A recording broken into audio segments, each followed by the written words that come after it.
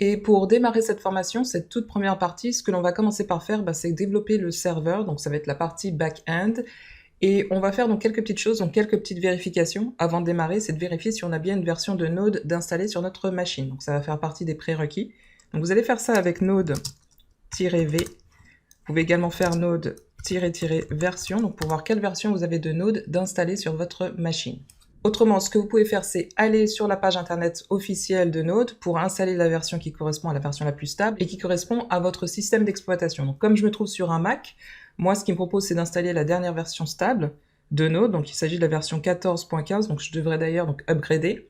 Donc je peux très bien upgrader, mais la version de Node 12.16, ce sera largement suffisant pour développer mon application. Donc là, je vous invite à faire ici cette démarche de télécharger la dernière version stable de Node. Donc si je me trouve sur macOS, donc c'est ce qu'il va me proposer. Au contraire, si vous vous trouvez sur Windows, il va vous proposer d'installer une version pour Windows. Et donc ce que l'on va faire tout de suite, c'est créer un tout nouveau dossier. Donc vous avez le choix entre le faire directement à partir du terminal ou alors de le faire directement ici. Je vais le faire avec cette option qui est New Folder et je vais l'appeler Server, celui-ci, et je vais de suite l'ouvrir avec Visual Code Studio. Donc je vais utiliser l'IDE Visual Code Studio tout au long de la formation, donc pour développer le code source. Voilà, et donc une fois que je me trouve à l'intérieur, donc ce que je vais faire, c'est créer un tout nouveau fichier qui sera index.js. Voilà, et ce que l'on va faire de suite, c'est créer un nouveau package JSON. Et donc ça, par contre, on va le faire à partir du terminal intégré de Visual Code Studio. Donc ça, c'est ce qui est pratique, puisque Visual Code Studio, c'est un IDE qui est puissant, c'est-à-dire qu'il contient plus de fonctionnalités qu'un simple code éditeur. Vous pouvez non seulement faire du versioning control, c'est-à-dire committer vos changements pour conserver des historiques de votre projet. Également rajouter des extensions, ce qui se fera ici. Donc, vous pouvez rajouter des packages pour étendre les fonctionnalités de votre IDE.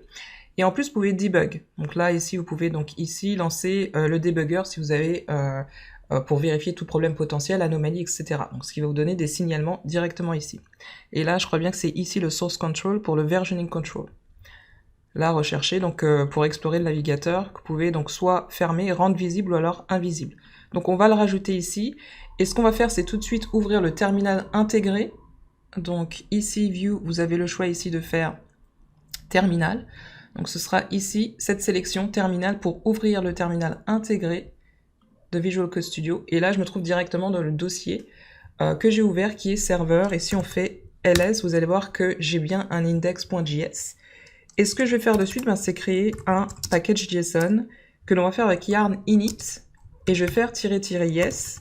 Ce que ça va faire, c'est me créer immédiatement un package JSON que vous allez trouver ici, donc avec toutes les propriétés et valeurs dont vous avez besoin pour décrire le nom de votre projet, la version, et puis le point d'entrée qui sera index.js. Donc on a bien créé un nouveau dossier, créé un nouveau fichier qui est index.js, donc c'est là que l'on va créer notre serveur, voilà, etc. Et ensuite, ce qu'on aura par la suite, c'est un script pour permettre de faire une exécution, lancer notre application.